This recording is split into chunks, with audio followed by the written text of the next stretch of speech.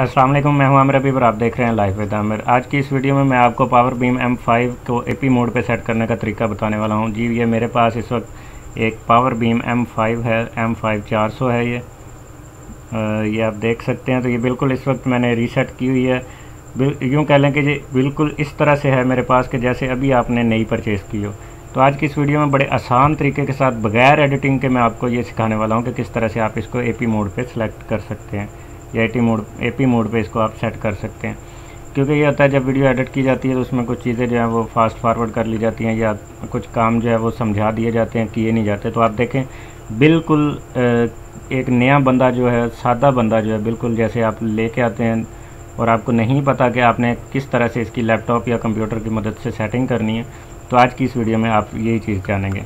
यहाँ पे मैं आपको दिखा देता हूँ। ये इस वक्त POE है जिसको मैं वायर लगा चुका हूँ, ये वाली, और इस वायर को हम लगा देते हैं यहाँ पे इसके अंदर। इस वायर को इसके अंदर हम लगा देंगे तो ये लाइट्स जो हैं आपको दिख रही हैं।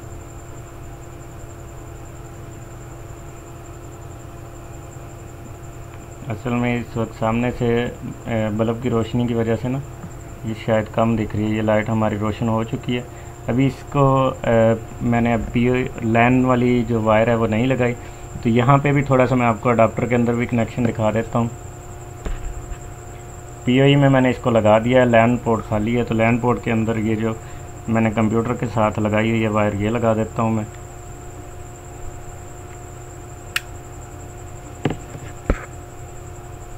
तो ये आप देख सकते हैं ये दोनों तारें लग चुकी हैं इस वक्त। सबसे पहले मैं अपने YouTube चैनल पर नए आने वाले दोस्तों को खुशामदीद कहता हूं और उनसे गुजारिश है मेरे YouTube चैनल को सब्सक्राइब करें और साथ बेल आइकन को भी दबा दें। तो अभी हम इसकी थोड़ी सी कॉन्फ़िगरेशन शुरू कर लेते हैं। तो यहाँ पर दोस्तों मेरे पास इस वक्त जो है वाईफाई लगा हुआ है। मैं इसको ऑफ़ कर देता हूँ और नेटवर्क एंड इंटरनेट सेटिंग के अंदर जाऊँगा। मैं यहाँ पर मैं इथरनेट की प्रॉपर्टीज़ में जाऊँगा। अच्छा, यहाँ पर हम बैक चलते हैं और यहाँ पे इथरनेट हमारे पास है ये, और यहाँ पे हमने चेंज अडाप्टर ऑप्शन पे जाना है। सॉरी, बस ये जो जब असल में एडिटिंग की जाती है तो ये जो थोड़ी बहुत मिस्टेक होती हैं उस वक्त निकाल दी जाती हैं, इसलिए मैं आपके सामने ये करने वाला हूँ कि आपको पता चल जाए। इथरनेट और यहाँ से प्रॉपर्टी में आपने जाना है, वहाँ से नहीं जाना। तो यहाँ पे ये IPv4 है, तो यहाँ पे IP पहले से लगा हुआ है। अगर एडवांस के अंदर हम जाएँ तो यहाँ पे 1.66 भी लगा हुआ है।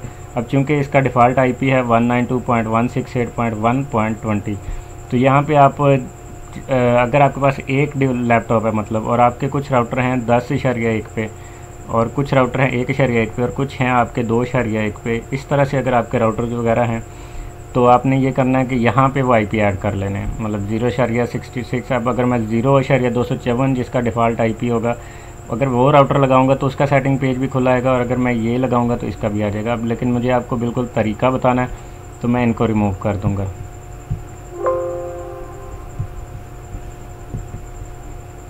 इन IPओं को मैं रिमूव कर दूंगा और अगेन मैं दोबारा से नया IP लगाऊंगा ताकि आपको पता चले। आपने ये चीज़ नहीं छेड़नी। तो इसको हम obtain the following IP address कर देते हैं।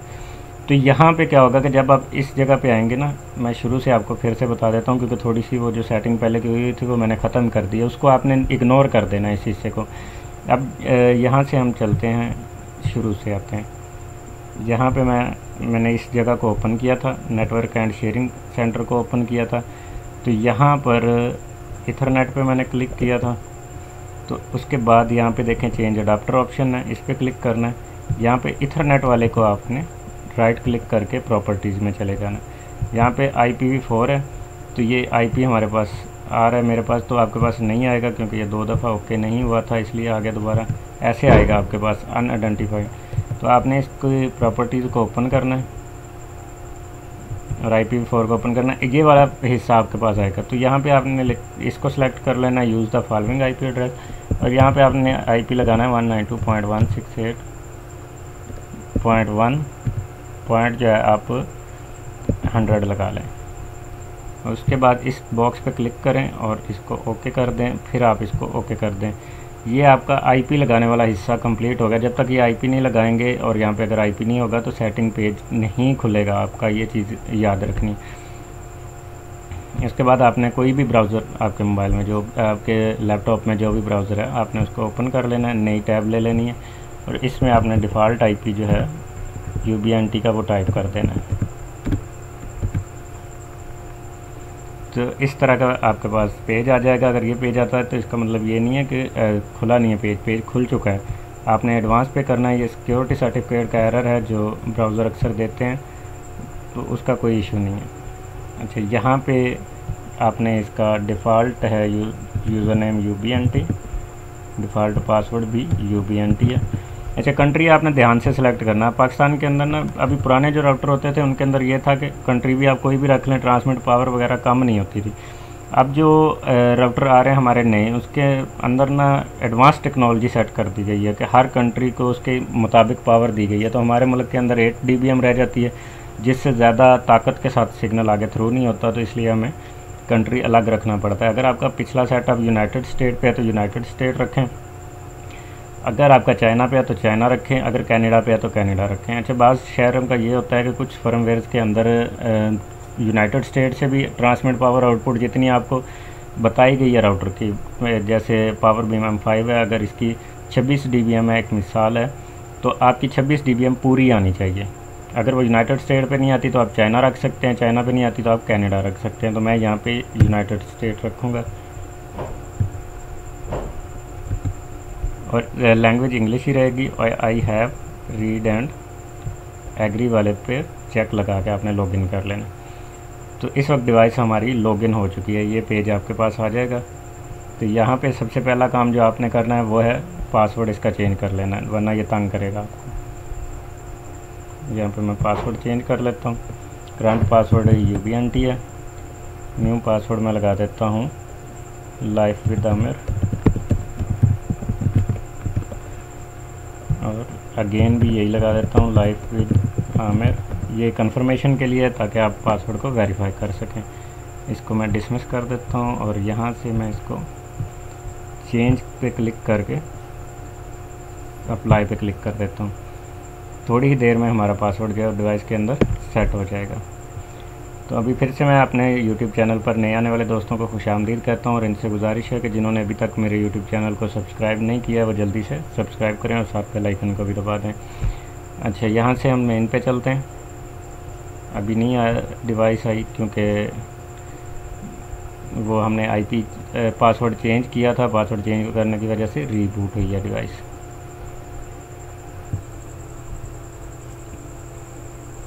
जी, तो दोस्तों रीबूट होने के बाद डिवाइस हमारे सामने आ गई है। तो इस तरह से आपके पास डिवाइस आ जाएगी। सबसे पहले आपने वायरलेस इंटरफेस में वायरलेस टैब के अंदर चले जाना है। तो यहाँ पे इसका जो स्टेशन मोड है इसको आपने असेस पॉइंट पे सेट कर लेना है।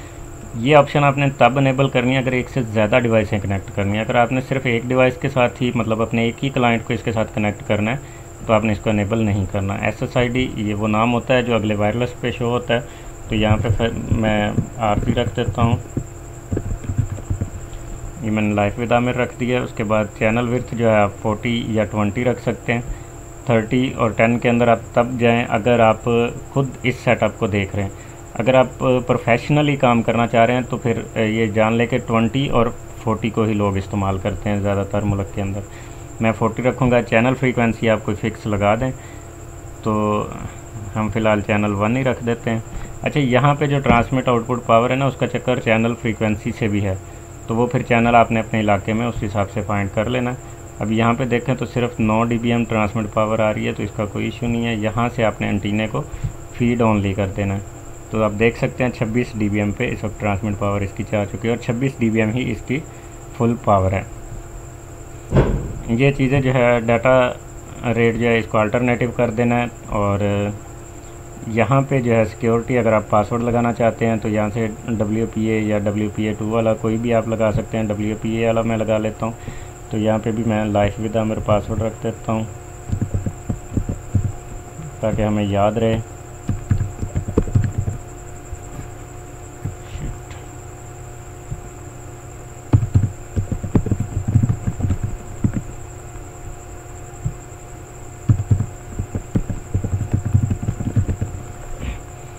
तो ये मैंने पासवर्ड लगा दिया। अगर आप मैक फ़िल्टर भी इनेबल करना चाहते हैं तो आप यहाँ से इनेबल करके ACL वाले पे क्लिक करेंगे तो यहाँ पे आप मैक एड्रेस उस डिवाइस का ऐड करेंगे जिसको आपने कनेक्ट करना है, जो क्लाइंट है आपका, और यहाँ पे आप कमेंट में उसका नाम लिख देंगे। ऐड पे क्लिक करेंगे तो वो ऐड हो जाएगा। उसके बाद आपने सेव पे क्लिक कर लेना, सिंपली वो सेव हो जाएगा। अभी हम इसको क्या करेंगे, चेंज पे क्लिक कर देंगे और यहाँ से मैं मैक का चेक जो है वो हटा देता हूँ और फिर चेंज पे क्लिक कर देता हूँ।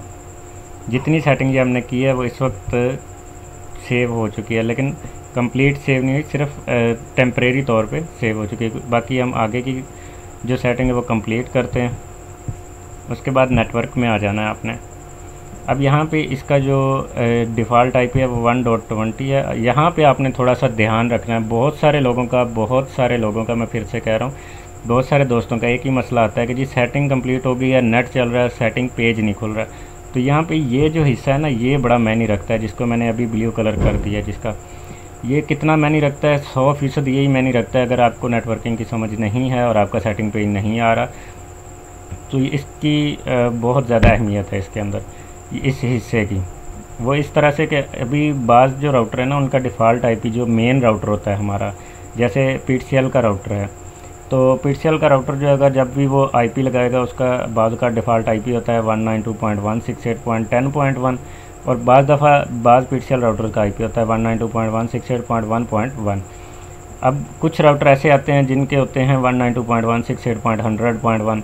तो जो इस हिस्से को भी छोड़ देना आपने, यहाँ तक ये सारा भी सेम हो, यहाँ तक बल्कि आपका जो है ना वो सेम हो। पिछला जो राउटर है आपका मेन राउटर है जिससे आपने नेट लेना है, वो जो आपका DHCP सर्वर है उसका और इसका IP यहाँ तक सेम होना चाहिए, यहाँ पे चेंज होना चाहिए। यहाँ पे टोटल 254 है, तो 254 में से आप कोई भी IP ऐसा रख सकते हैं जो किसी और को ना लगा। अब DHCP सर्वर जो आपका होता है उसके अंदर एक इशू ये होता है कि अगर है 192.168.1.1 का राउटर तो उसका DHCP इनेबल हो रहा होता है 192.168.1.2 पे, तो आप इसका IP 2 नहीं रख सकते। 2 से फिर वो 254 या 200 तक हो रहा होता है, जितना भी कॉन्फ़िगरेशन करते हुए डिवाइस के अंदर रखा गया होता है। तो इसका फिर बेहतरीन हाल यही होता है कि आप डिवाइस को 254 पे रख लें, अगली डिवाइस है उसको 253 पे रख लें, अगली जो है उसको 252 पे रख लें। इस तरह ऊपर से नीचे आते जाएं। लास्ट मैंने आपको बताया 254 है, तो ऊपर से आप नीचे आ जाएंगे जब, तो आपके IP जो मैच नहीं होंगे। अगर आपने इसका रख दिया 192.168.1.2 और DHCP सर्वर जो है वो भी 2 से IP लगा रहा है और वो किसी ऐसी डिवाइस को IP लगा देता है जो मोबाइल है या लैपटॉप है या कोई भी राउटर है जो DHCP से IP ले रहा है, DHCP सर्वर से, तो वहाँ पे आपके मसला ये आएगा। इसको हमने यहाँ पे स्टैटिक कर देना है और यहाँ पे जो हमारा IP है वो हम यहाँ पे IP लिख देंगे अपना 192.168.1.254।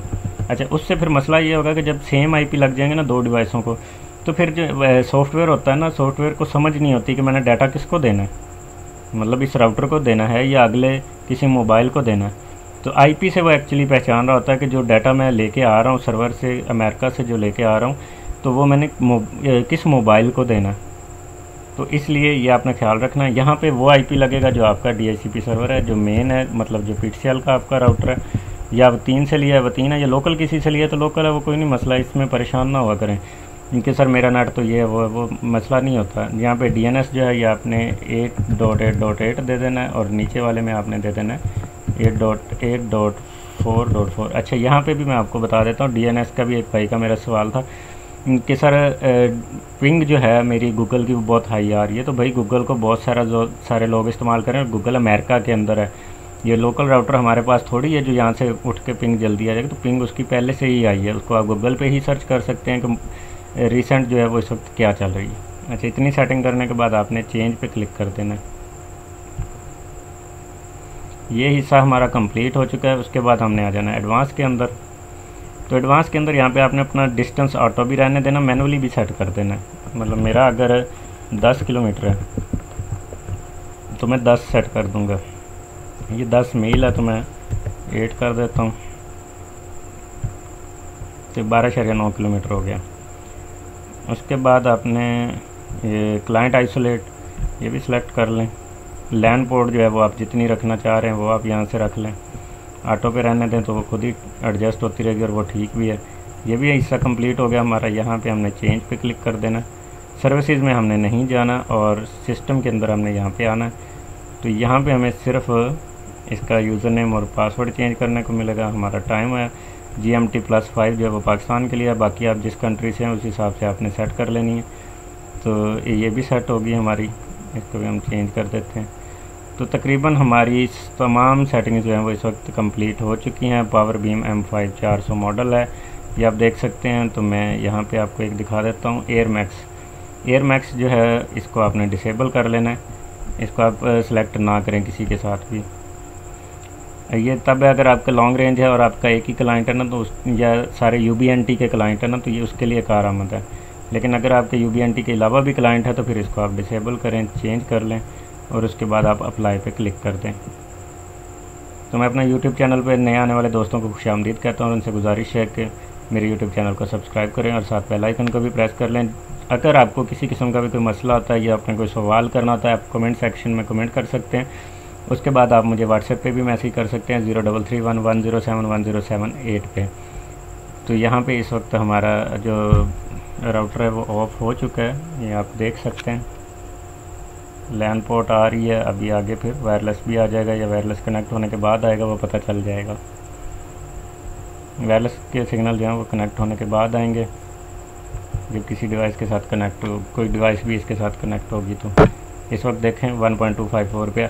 अब यहाँ पे देखें मैंने IP चेंज किया तो मुझे नेटवर्क यहाँ पे जो था ना इथरनेट का IP चेंज नहीं करना पड़ा, क्योंकि मेरा IP जो लगा हुआ है फिल वक्त वो 1 का ही लगा हुआ है। ये देख यहाँ तक सेम है।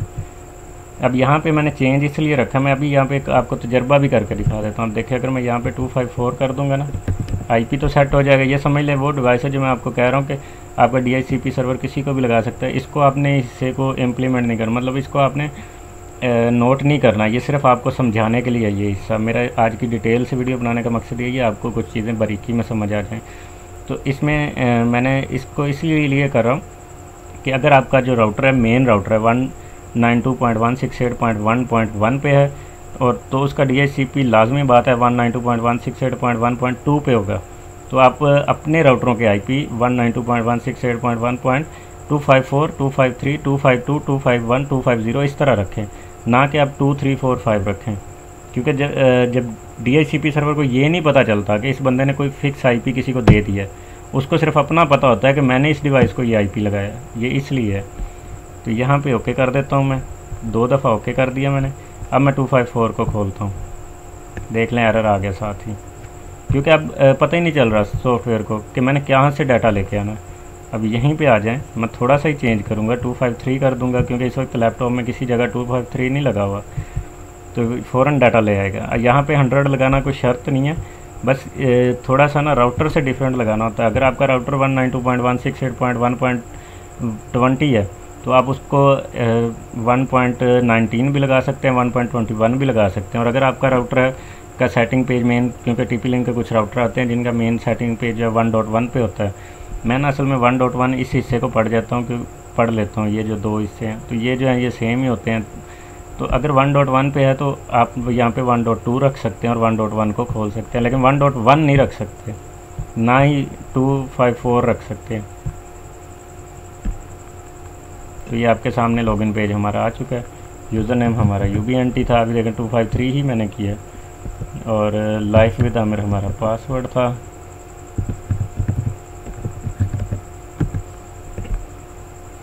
तो इस वक्त हमारा जो राउटर है वो कॉन्फ़िगर हो चुका है, पावर बीम M5 है। सिस्टम के अंदर हम चलते हैं, तो यहाँ पे मैं थोड़ा सा आपको बता देता हूँ। इसका नाम आप तब्दील भी कर सकते हैं अपनी मर्ज़ी से, जो आपका दिल चाहे आप रख सकते हैं।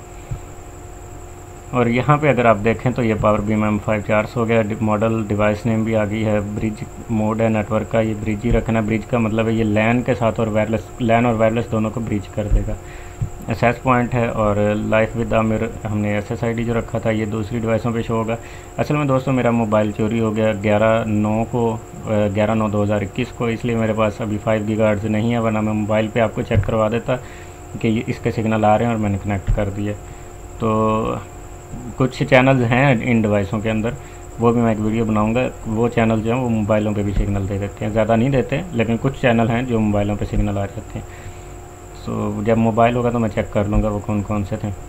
डिस्टेंस जो हमने 8 मील रखा था वो इसने थोड़ा सा अप डाउन ऑटो में होने की वजह से इसने फुल दे दिया कि रास्ते में कोई सिग्नल मिल जाए, लेकिन फ़िलहाल इसको नहीं मिलने। यहाँ पे ये इसका ग्राफ वगैरह चल गया। अब इसके अंदर कोई भी क्लाइंट नहीं है इस वक्त, और ना ही मैं इस वक्त कोई क्लाइंट इसको लगा सकता हूँ, वरना मैं आपको दिखा देता क्लाइंट भी करके मेरे पास, क्योंकि दूसरा कोई राउटर है नहीं। लेकिन इसकी सेटिंग जो है वो कंप्लीट हो चुकी है। अच्छा, यहाँ पे दोस्तों ये मेरा यूट्यूब चैनल है, इसका जो लिंक है वो लाइफ विद आमिर है।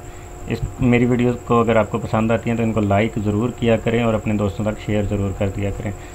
अपना बहुत सारा ख्याल रखना है, मुझे भी दुआ में याद रखिएगा। मुझे दीजिए इजाज़त, मिलते हैं अगली किसी वीडियो में। अल्लाह हाफिज़।